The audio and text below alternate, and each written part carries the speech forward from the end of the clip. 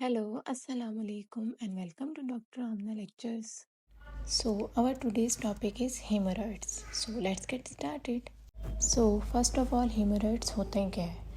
Hemorrhoids जो होते हैं वो होते हैं swollen veins in the wall of rectum and anus caused by too much pressure in the vein. यानी कि जब कॉन्स्टिपेशन की कंडीशन होती है तो ज़्यादा प्रेशर लगाने से जो खून की वेसल्स ब्लड वेसल्स जो होती हैं वो स्वेल हो जाती है। और लॉन्ग टर्म अगर कॉन्स्टिपेशन की कंडीशन रहती है तो ब्लड वेसल्स जो होती है वो बहुत ज़्यादा स्वेल हो जाती है और लम्स यानी कि गुच्छे बन जाते हैं। तो उसी की वजह से जो प्रेशर इतना लगता है उसी की वजह से रेक्टम की जो वॉल और एनस की जो वॉल होती है वो स्वेल हो जाती है। और पाइल्स जो है वो स्पेशली हमारी रेक्टम और एनस की जो वॉल्स वेन्स हैं उस पर प्रेशर लगने से बनते हैं पाइल्स।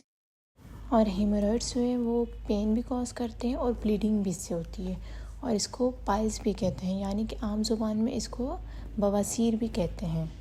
और इसके अलावा अगर हम बात करें कि बवासीर कितनी तरह की होती हैं, ये इंटरनल भी होती है और एक्सटर्नल भी होती है और थ्रोम्बोस्ट भी होती है।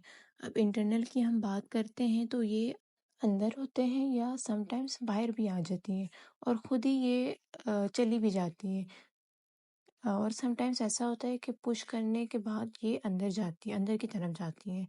और इंटरनल में ये होता है कि इनसाइड द रेक्टम होती है और समटाइम्स ऐसा होता है कि वो दिखती नहीं है, फील भी नहीं होती है और डिस्कम्फर्ट कॉज करती है और इरिटेशन या स्ट्रेनिंग होती है जब हम स्टूल पास करते हैं। तो उससे ये कि पेनलेस ब्लीडिंग होती है ड्यूरिंग बॉवल मूवमेंट्स या फिर ब्लड डिस्चार्ज होता है।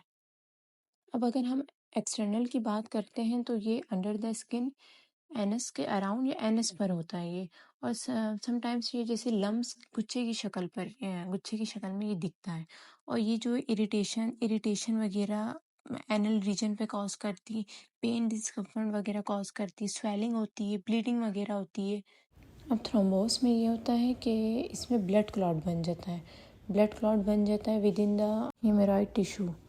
अब ये फिगर आप देख सकते हैं कि इसमें एक्सटर्नल जो है वो बाहर की तरफ है, एनस पर है, और इंटरनल जो है वो इनसाइड है। समटाइम्स ये बाहर भी आ जाता है, फिर इसे फिंगर की मदद से इसे पुश करके अंदर करना पड़ता है और इसमें ब्लीडिंग वगैरह भी होने के चांसेस होते हैं।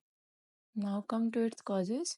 अगर हम कॉजेज की बात करें तो हमारी डेली रूटीन में ऐसे बहुत सारे काम होते हैं जो हमारे लोअर एब्डोमिनल रीजन पर हमारा वेट डालते हैं। तो लाइक जैसे लेबर वर्क हो गया या किसी की जॉब ऐसी होती है कि उनको हैवी ऑब्जेक्ट्स उठाने पड़ते हैं, तो वो भी पाइल्स के चांसेस होते हैं उनमें भी के हो सकते हैं। या फिर प्रेगनेंसी होती है, कॉन्स्टिपेशन होती है, डायरिया होती है।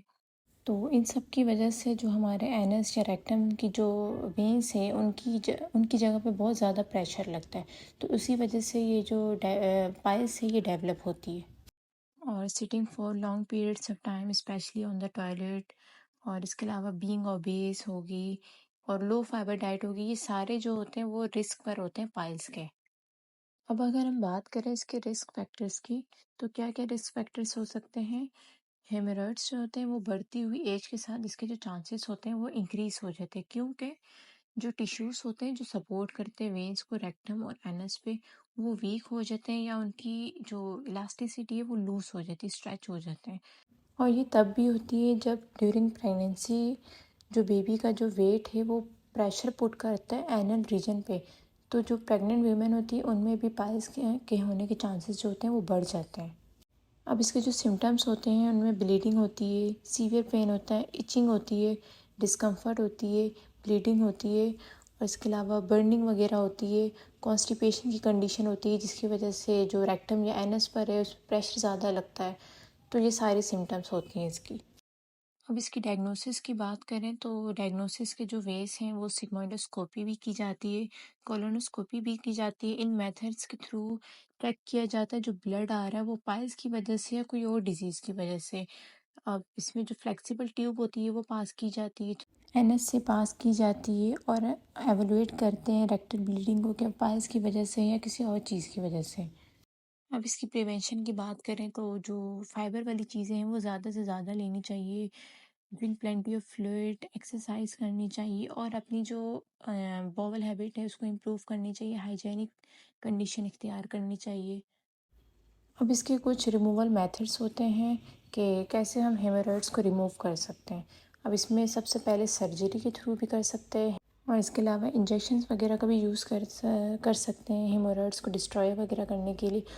और या फिर इसके अलावा सीवियर केसेस में हेमोरॉइड्स के अराउंड रबर बैंड बांध कर उसको रिमूव किया जाता है, या इंफ्रारेड कोगुलेशन या इलेक्ट्रोकोगुलेशन में इलेक्ट्रिक करंट या इंफ्रारेड प्रोब के थ्रू हेमोरॉइड्स को हीट करके डिस्ट्रॉय किया जाता है।